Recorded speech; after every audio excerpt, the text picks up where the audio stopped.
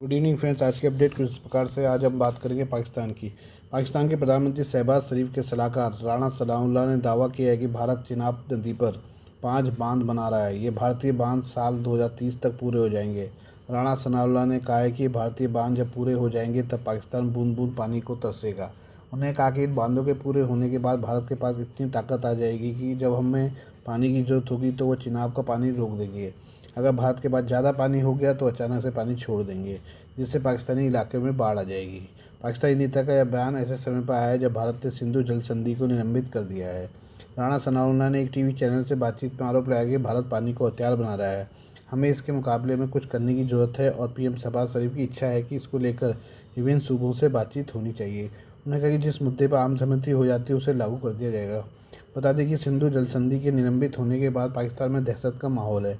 इस संधि के मुताबिक चिनाब नदी के पानी को पाकिस्तान को दिया गया है, लेकिन भारत को यह अधिकार है कि वह इसमें पनबिजली बना सकता है और खेती में सीमित इस्तेमाल कर सकता है। चिनाब नदी एक नज़र में। चिनाब नदी 974 किलोमीटर लंबी है और यह सिंधु नदी सिस्टम का हिस्सा है।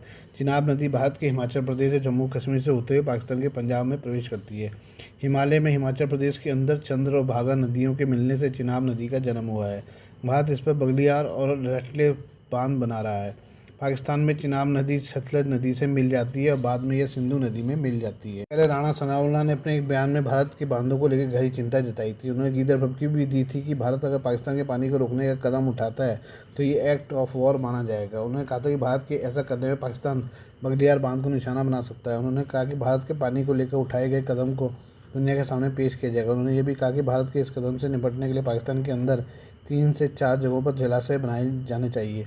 राणा सनाउल्लाह ने कहा कि जलाशय बनाने का फ़ायदा ये होगा कि अगर भारत पानी को छोड़ता है तो उसे स्टोर किया जा सकेगा, अगर भारत पानी रोकता है तो इन जलाशयों से पानी को जारी किया जा सकेगा।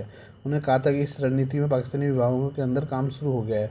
सनाउल्लाह ने खुलासा किया कि चिनाब नदी के शुरुआती पॉइंट पर विशाल जलाशय बनाने की योजना पर राष्ट्रपति आसिफ अली जरदारी को भी बताया गया है। ये बात करें पाकिस्तान के आर्मी चीफ असीम मुनीर की। पाकिस्तान के चीफ ऑफ डिफेंस स्टाफ और आर्मी चीफ फील्ड मार्शल असीम मुनीर ने बीते रविवार को भारत को नई धमकी दी थी। भारत के साथ पिछले साल हुए 4 दिनों के युद्ध की पहली सालगिरह के मुनीर ने रावलपिंडी स्थित पाकिस्तानी सेना के मुख्यालय में संबोधित दिया था। इस दौरान मुनीर ने कहा था कि अगर भविष्य में पाकिस्तान के खिलाफ किसी भी तरह की हिमाकत की गई तो इस बार युद्ध के नतीजे सीमित नहीं होंगे। पाकिस्तानी एक्सपर्ट कमर चीमा ने मुनीर की इस धमकी को बहुत गंभीर बताया है। चीमा ने कहा कि आर्मी चीफ असीम मुनीर ने जिस तरह से बात की है वो बिल्कुल सीधा संदेश है। चीमा ने असीम मुनीर के बयान को दोहराया, कहा कि पिछले साल हुई लड़ाई 2 कौमों के बीच नहीं बल्कि 2 विचारधाराओं के बीच की लड़ाई है। असीम मुनीर ने अपने संबोधन में यह भी कहा था कि अगली बार पाकिस्तान पर हमला हुआ तो जवाब बेहद व्यापक, खतरनाक, दूरगामी और दर्दनाक होंगे। चीमा ने कहा कि असीम मुनीर को की धमकी का सीधा मतलब है कि अब सारा का सारा भारत अब हमारे टारगेट पर है। अब लड़ाई केवल बॉर्डर पर नहीं होगी बल्कि भारत के अंदर होगी। उन्होंने आगे बताया कि पाकिस्तान के आर्मी चीफ का इरादा भारत के न्यू नॉर्मल को चेंज करना है, जिसके तहत भारत घुस कर मारने का दावा करता है। उन्होंने आगे बताया कि अब गुजरात के बॉर्डर इलाके या कोई छोटे टारगेट पर पाकिस्तान हमला नहीं करेगा, अब वो भारत के अंदर सीधा हमला करेगा। इसके साथ ही जंग का पुराना तरीका चेंज होगा। अब मल्टी डोमेन ऑपरेशन की तरफ पाकिस्तान बढ़ रहा है। उन्होंने कहा कि इस लड़ाई से मिले सबक के बाद पाकिस्तान की फ़ौज नए ऑपरेशनल आर्ट के साथ सामने आएगी। इसका मतलब है कि भारत का दक्षिण निशाना पर होगा, सेंटर टारगेट पर होगा, मुंबई टारगेट पर होगा। इसका मतलब है कि बड़े मिसाइल चलेंगे। पाकिस्तानी आर्मी चीफ के इरादे को बताते हुए चीमा ने कहा कि पाकिस्तान की फ़ौज भारत के आर्थिक ढांचे पर हमला करने के लिए तैयारी कर रही है। उन्होंने यह भी कहा कि पाकिस्तान को इस समय बहुत बड़ा समर्थन हासिल है। चीमा ने कहा कि भारत के साथ जंग होनी निश्चित है, पाकिस्तान की तैयारी उसी तरफ है। बात करें भारत और चीन की। चीन और भारत एक दूसरे के दुश्मनों को घातक हथियारों से लैस कर रहे हैं। चीन पाकिस्तान को लड़ाकू विमान, मिसाइलों और एयर डिफेंस सिस्टम दे रहा है तो भारत दक्षिण चीन सागर में ड्रैगन का फन कुचलने ब्रह्मोस मिसाइल के सौदे कर रहा है। फिलीपींस के बाद वियतनाम भारत से ब्रह्मोस मिसाइल खरीदने जा रहा है। इसका असर पूरे इंडो पैसिफिक पर होगा और दक्षिण चीन सागर में चीन को इस सौदे से बहुत बड़ा झटका लगेगा।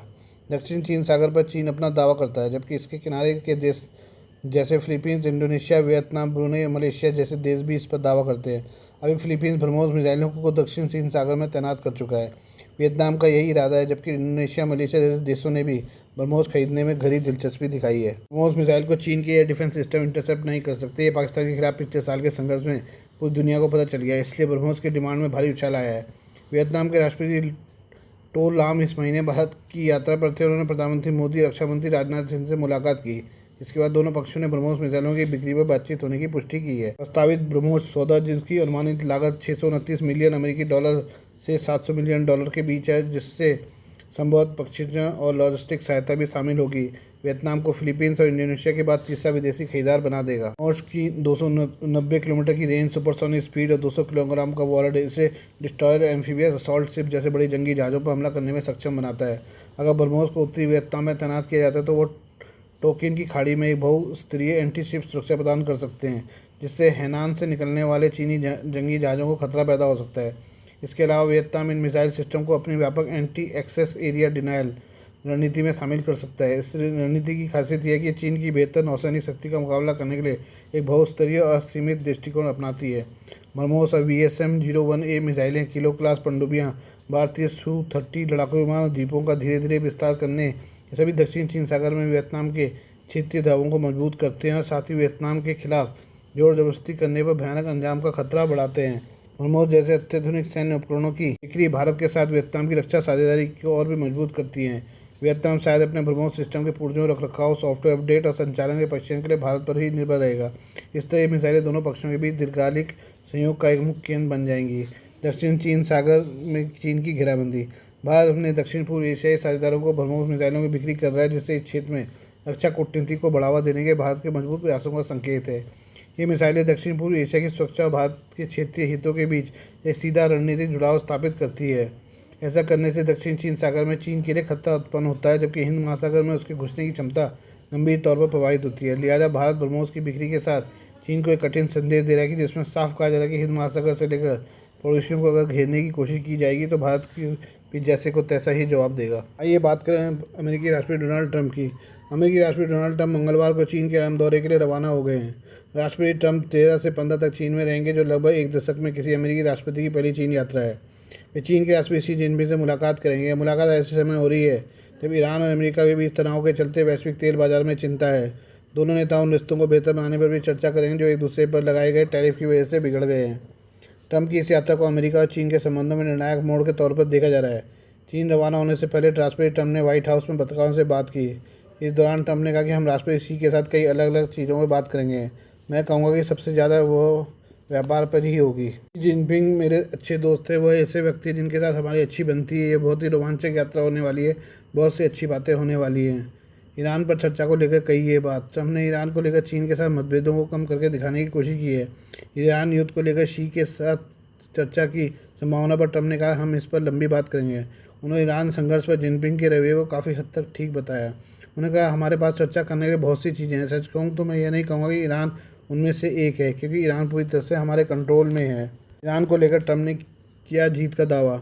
ईरान को लेकर ट्रंप ने आगे कहा, मुझे नहीं लगता कि हमें ईरान के मामले में किसी मदद की ज़रूरत है। हम किसी न किसी तरह जीतेंगे ही। हम जीतेंगे, शांति से जीतेंगे या किसी और तरह से। उनकी नेवी ख़त्म हो चुकी है, उनकी वायुसेना ख़त्म हो चुकी है, उनकी युद्ध मशीन का हर एक हिस्सा ख़त्म हो चुका है। ट्रंप के साथ इस यात्रा में विदेश मंत्री मार्को रूबियो, रक्षा मंत्री पीट हेगसेथ, अमेरिका के व्यापार प्रतिनिधि जेमिसन गिर, एरिक ट्रंप और लारा ट्रंप समेत कई अन्य लोग भी मौजूद हैं। राष्ट्रपति ट्रंप के दौरे पर अमेरिका का शीर्ष कंपनियों के CEO का एक बड़ा प्रतिनिधिमंडल भी बीजिंग में मौजूद होगा। Please do like, share and subscribe this channel of mine news, views and analysis bye Prakash.